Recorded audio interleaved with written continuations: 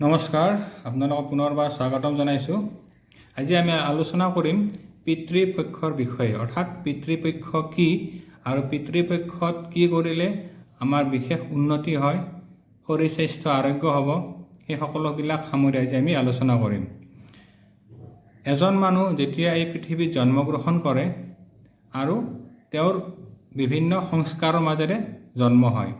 জন্মৰ আগৰ পৰাই বিভিন্ন সংস্কাৰ তেওঁ লাভ কৰি থাকে আৰু জন্মৰ পিছত আপোনাৰ আমি যি নামাকৰণ কৰোঁ সেই এটা সংস্কাৰ, তাৰপিছত অন্নপ্ৰাশন, উপনয়ন, বিবাহ আদি বিভিন্ন সংস্কাৰৰ মাজেৰে এজন মানুহে ডাঙৰ দীঘল হয়।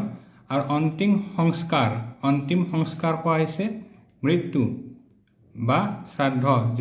যেতিয়া এজন মানুহে শৰীৰ পৃথিৱীত লৈ জন্মগ্ৰহণ কৰে তেতিয়া তেওঁ প্ৰথম সংস্কাৰ আৰম্ভ হয় আৰু আচলতে মাতৃৰ গৰ্ভত থাকোঁতে সংস্কাৰসমূহ আৰম্ভ হয়। আমি মাতৃৰ গৰ্ভত থাকোঁতে বিভিন্ন সংস্কাৰৰ মাজেৰে এটা বাচ্চা এই পৃথিৱীত জন্মগ্ৰহণ কৰে আৰু ডাঙৰ দীঘল হৈ মৃত্যুটো হৈছে শেষ সংস্কাৰ। মৃত্যুৰ পিছত মানুহ এজনক আমি যদি শ্ৰদ্ধা নিবেদন কৰোঁ বা পিণ্ডদান কৰোঁ, সেইটো হৈছে অন্তিম সংস্কাৰ। এই এজন মানুহ যেতিয়া এই পৃথিৱীৰ পৰা গুচি যাব, আমি ভাবোঁ যে মানুহজন পৃথিৱীৰ পৰা গুচি গ'ল, আমি যিখিনি কৰণীয় তেওঁৰ কাৰণে কৰিলোঁ, তেওঁৰ আৰু মোৰ মাজত এতিয়া ৰিলেশ্যনটো খতম। আচলতে তেনেকুৱা নহয়, ৰিলেশ্যন তেনেকৈ শেষ নহয়, কাৰণ সেই পূৰ্বপুৰুষৰ যিবিলাক জিন সেইবিলাক আমাৰ দেহত বিদ্যমান থাকে। অৰ্থাৎ ফিজিকেলি আমাৰ পূৰ্বপুৰুষসকলৰ লগত আমি যদিও কানেকশ্যন নাই, কিন্তু এথিকেলি আমাৰ কানেকশ্যনটো থাকি যায়। সেইবাবে প্ৰতি বছৰত আমি শ্ৰদ্ধা নিবেদন কৰোঁ, তেওঁলোকৰ মৃত্যু দিনটোক বা মৃত্যু তিথিটোত আমি শ্ৰদ্ধা নিবেদন কৰোঁ, পিণ্ডদান কৰোঁ। এতিয়া কথাটো হ'ল, বিভিন্ন মানুহে তেওঁলোকৰ কিছুমান মানুহে পিণ্ডদান বা শ্ৰাদ্ধ কৰে আৰু বহুত মানুহে তেওঁলোকৰ এই সংস্কাৰসমূহ নকৰে বা তেওঁলোকে নাজানে বা কৰিব নোৱাৰে। তেতিয়া কি হয়, সেই যিসকল ব্যক্তি এই পৃথিৱীৰ পৰা গুচি গৈছে তেওঁলোকে আত্মাসমূহ অতৃপ্ত হৈ থাকে আৰু আত্মা যেতিয়া অতৃপ্ত হয় তেতিয়াহ'লে আত্মাৰ যি দুখ কষ্ট সেইখিনি যিসকল ব্যক্তি থাকে তেওঁলোকে ভোগ কৰিবলগীয়া হয়, ঘৰৰ মানুহে ভোগ কৰিবলগীয়া হয়। কাৰোবাৰ যদি মা দেউতা গুচি গৈছে, তেওঁলোকৰ সংস্কাৰসমূহ বা তেওঁলোকৰ কৰ্মসমূহ যদি ভালকৈ নহয় তেতিয়াও আত্মাটো মুক্তি নহয়। আৰু আত্মাটো যেতিয়া কষ্টত থাকিব তেতিয়াহ'লে সেই কষ্ট দুখবিলাক ল'ৰা ছোৱালীয়ে ভোগ কৰিবলগীয়া হয়। আমি অনেক সময় দেখা পাওঁ যে কুষ্ঠিসমূহত যেতিয়া বিচাৰ কৰোঁ, জ্যোতিষ শাস্ত্ৰত তাত বিচাৰ আছে, যেতিয়া আমি বিচাৰ কৰোঁ তেতিয়া গম পাওঁ যে কাৰোবাৰ কুষ্ঠিত পিতৃদোষ থাকে, মাতৃ পিতৃ নাইবা পূৰ্বপুৰুষৰ কাৰোবাৰ দোষবিলাক সেই কুষ্ঠিসমূহত দেখা পোৱা যায়। আৰু এই পিতৃদোষ যদি খণ্ডন নকৰে তেতিয়াহ'লে সেই ব্যক্তি যিমানে পূজা পাঠ নকৰক কিয় সেই পূজাৰ ফলসমূহ তেওঁলোকে সম্পূৰ্ণৰূপে লাভ কৰিব নোৱাৰে। গতিকে আমাৰ শাস্ত্ৰত কি কৈছে যে আমাৰ 15 দিন অৰ্থাৎ এক পষেক পিতৃপক্ষ হিচাপত পালন কৰা হয়। অৰ্থাৎ যিসকল ব্যক্তিয়ে নিজৰ মাতা পিতাৰ শ্ৰাদ্ধসমূহ পাহৰি গৈছে বা কৰিব নোৱাৰে, সেই বা যিসকল ব্যক্তি ছাডেনলি ডেথ হয়, এক্সিডেণ্টেল কেছ বা ছুইচাইড টেণ্ডেঞ্চি, যিসকল মানুহ ছুইচাইড হৈ মৰে, তো সেইবিলাক অতৃপ্ত হৈ থাকে। তেওঁলোকৰ আত্মাৰ মুক্তিৰ বাবে আমাৰ এটা পক্ষ আহে, প্ৰতি বছৰ এটা পক্ষ পালন কৰা হয় 15 দিন। সেই পক্ষটোকে কোৱা হয় পিতৃপক্ষ। এইবাৰ এই পিতৃপক্ষ আৰম্ভ হ'ব ইংৰাজী মাহৰ 21 ছেপ্টেম্বৰৰ পৰা 6 অক্টোবৰলৈকে, অৰ্থাৎ আহিন মাহৰ 4 তাৰিখৰ পৰা 19 আহিনলৈকে এই সময়খিনি আমি পিতৃপক্ষ ৰূপে পালন কৰোঁ। এই পিতৃপক্ষসমূহ এই 15 দিনত ভিতৰত আপোনালোকে কি কৰিব, নিজৰ পিতৃৰ মুক্তিৰ বাবে বা পিতৃসমূহৰ আত্মাৰ মুক্তিৰ বাবে বিভিন্ন শ্ৰাদ্ধ, পিণ্ডদান, লগতে দান দক্ষিণা কৰাটো নিশ্চয় শুভ। যিসকল ব্যক্তি ছুইচাইড কৰিছে বা এক্সিডেণ্টেল ডেথ হৈছে তেওঁলোকৰো শান্তিৰ বাবে এইকেইটা দিন আপোনালোকে বিশেষভাৱে তেওঁলোকৰ নামত পিণ্ডদান কৰিব, অভিজ্ঞ ব্ৰাহ্মণৰ জৰিয়তে পিণ্ডদান কৰাব, মন্ত্ৰপাঠ কৰাব, তেতিয়াহ'লে আপোনালোকৰ পিতৃদোষৰ পৰা মুক্ত হ'ব।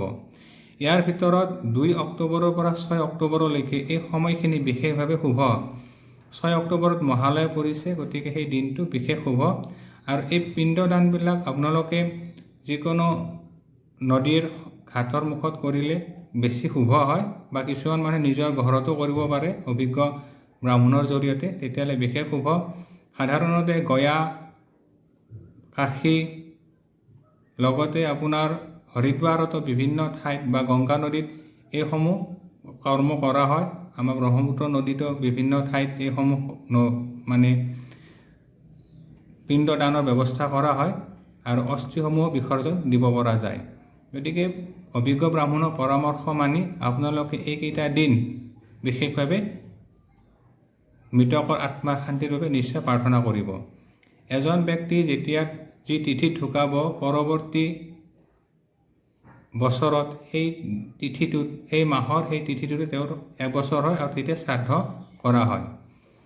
আমাৰ বহুত মানুহে কিছুমান শ্ৰাদ্ধবিলাক কৰিব নাজানে বা তেওঁলোকৰ দিন তাৰিখ এইবিলাক পাহৰি গৈছে। গতিকে যিসকল ব্যক্তিয়ে নিজৰ পিতা মাতা হওক বা ককা আইতাক হওক যদি তেওঁলোকৰ তাৰিখসমূহ পাহৰি গৈছে, তেতিয়াহ'লে এই পিতৃপক্ষত আপোনালোকে পূৰ্বপুৰুষৰ শ্ৰাদ্ধ বা পিণ্ডদান নিশ্চয় কৰিব।